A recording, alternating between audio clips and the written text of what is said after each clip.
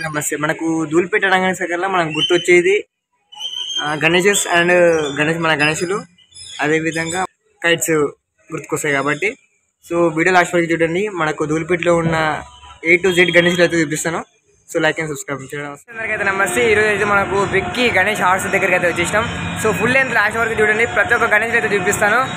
ఈసారి అయితే మోడల్స్ అయితే చాలా బాగున్నాయి. సో బాగున్నాయి అనమాట. ఫుల్ లెంత్ వీడియో లాస్ట్ వరకు చూడండి. తప్పకుండా సబ్స్క్రైబ్ చేసుకోండి. బ్యాక్ సైడ్ కనిపిస్తున్నటువంటి గణేషులు అన్నీ ఇప్పుడు న్యూ ట్రెండింగ్ అనమాట.